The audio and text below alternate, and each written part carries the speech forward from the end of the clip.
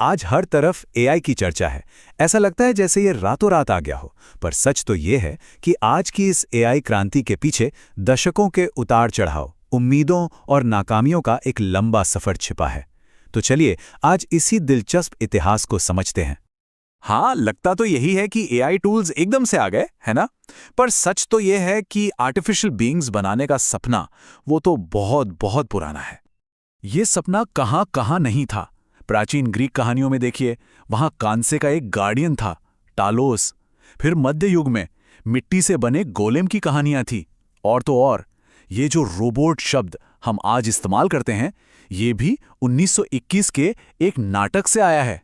मतलब इंसान हमेशा से ही चाहता था कि वो भी इंटेलिजेंट, नॉन ह्यूमन चीजें बना पाए। पर ये तो सब कहानियां थीं। असली वैज्ञानिक सफर तो शुरू हुआ 20वीं सदी के बीच में, एक बहुत ही बोल्ड प्रपोजल के साथ। साल था 1955। कुछ साइंटिस्ट ने एक समर वर्कशॉप का आइडिया रखा। उनका यकीन था कि सीखने का मतलब लर्निंग का हर एक पहलू इतना सटीक तरीके से बताया जा सकता है कि एक मशीन उसकी नकल कर ले। और बस इसी वर्कशॉप में उन्होंने इस नई फील्ड को एक नाम दिया, जो आज हम सब जानते हैं, आर्टिफिशियल इंटेलिजेंस। और पता है, इस दुनिया को बदलने वाली फील्ड को शुरू करने के लिए उनका बजट कितना था? सुन के हैरानी होगी, सिर्फ $13,500। तो डार्टमाउथ वर्कशॉप के बाद तो जैसे इस फील्ड में पंख लग गए, जबरदस्त तरक्की हुई और एक कमाल का ऑप्टिमिज्म, एक उम्मीद का दौर शुरू हो गया। ये एक ऐसा दौर था जो किसी क्रांति से कम नहीं था। पहली बार मशीनें वो काम कर रही थीं जो अब तक सिर्फ इंसानी दिमाग के लिए बने थे। सोचिए, कंप्यूटर मुश्किल मुश्किल अलजेब्रा की वर्ड प्रॉब्लम सॉल्व कर रहे थे, ज्योमेट्री के थ्योरम्स प्रूव कर रहे थे, और एलाइजा, जो पहला चैटबॉट था, वो लोगों से बातें कर रहा था। और जब ऐसी सफलता मिलती है तो भविष्यवाणियां भी बड़ी बड़ी होती हैं। लगने लगा था कि बस अब वो दिन दूर नहीं जब एआई इंसानों के बराबर पहुंच जाएगा। लेकिन ये जो उम्मीदों का आसमान था, वो जल्द ही हकीकत की जमीन पर आ गिरा। ये जो उम्मीदों का रॉकेट था ना, वो हकीकत की दीवार से टकरा गया। रिसर्चर्स को अंदाजा ही नहीं था कि इंटेलिजेंस असल में कितनी कॉम्प्लेक्स चीज है। उस जमाने के कंप्यूटर बहुत कमजोर थे, और सबसे बड़ी मुश्किल, मशीनों को कॉमन सेंस देना, मतलब दुनिया की जो बेसिक समझ होती है वो सिखाना, नामुमकिन सा लग रहा था। और जब वादे पूरे नहीं होते तो क्या होता है? फंडिंग बंद हो जाती है। बिल्कुल यही हुआ। पैसा आना बंद हो गया और एआई रिसर्च की दुनिया पर एक सर्द खामोशी छा गई। इसी को कहते हैं पहली एआई विंटर। तो इस सर्द दौर से निकलने के लिए एआई को एक नया रास्ता खोजना पड़ा। अब फोकस जनरल इंटेलिजेंस के बड़े बड़े सपनों पर नहीं था, बल्कि रिसर्चर्स ने अपना ध्यान लगाया किसी एक खास फील्ड की नॉलेज पर। इस नए अप्रोच को नाम दिया गया एक्सपर्ट सिस्टम।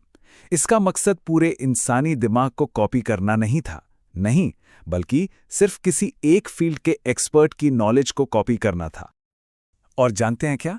ये स्ट्रैटेजी जबरदस्त काम कर गई। ये जो प्रैक्टिकल और काम के एक्सपर्ट सिस्टम्स थे, उन्होंने मार्केट में धूम मचा दी। एक बड़ा कमर्शियल बूम आया और एआई रातों रात एक मल्टी बिलियन डॉलर इंडस्ट्री बन गया।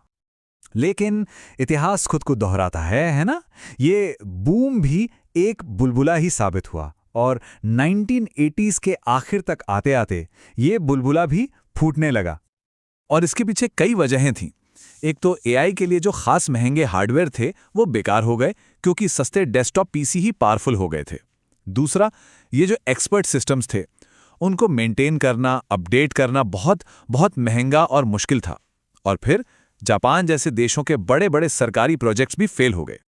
तो एआई की इमेज को तो काफी धक्का लगा था, पर पर्दे के पीछे काम रुका नहीं था। और फिर 1997 में एक ऐसा पल आया जिसने सबको चौंका दिया। आईबीएम के कंप्यूटर डीप ब्लू ने चेस के वर्ल्ड चैंपियन गैरी कास्परोव को हरा दिया। ये मशीन की इंसान पर एक बहुत बड़ी ऐतिहासिक जीत थी। तो सवाल ये उठता है कि आज हम जो ये एआई का जबरदस्त बूम देख रहे हैं, वो कैसे आया? आखिर ऐसा क्या बदला? देखिए, आज की जो एआई क्रांति है ना, वो असल में 3 चीजों के एक साथ आने से हुई है। पहला, बिग डेटा, मतलब इंटरनेट की वजह से हमारे पास ट्रेनिंग के लिए ढेर सारा डेटा आ गया। दूसरा, पावरफुल कंप्यूटर्स, खासकर गेमिंग के लिए बने जीपीयूज, जिनसे बहुत तेजी से कैलकुलेशन करना मुमकिन हुआ। और तीसरा, डीप लर्निंग में हुए बड़े बड़े ब्रेक थ्रूज, जैसे कि ट्रांसफॉर्मर आर्किटेक्चर, जिसने एआई की पूरी काया ही पलट दी। और इन्हीं 3 चीज़ों के संगम ने एआई को रिसर्च लैब से निकालकर हम सबके हाथों में, हमारे फ़ोन में, हमारे कंप्यूटर में पहुंचा दिया। और यही से एक नए युग की शुरुआत हुई। और ये जो इतनी तेज तरक्की हुई है, इसने हमें वापस उसी सवाल पर लाकर खड़ा कर दिया है जहां से सारा सफर शुरू हुआ था। एआई के जो शुरुआती पायनियर्स थे, उनके मन में जो बड़े सवाल थे, आज वो हमारे सामने हैं। क्या हम एक ऐसा भविष्य बना रहे हैं जहां हम अपनी ही बनाई टेक्नोलॉजी पर से अपना कंट्रोल खो बैठेंगे?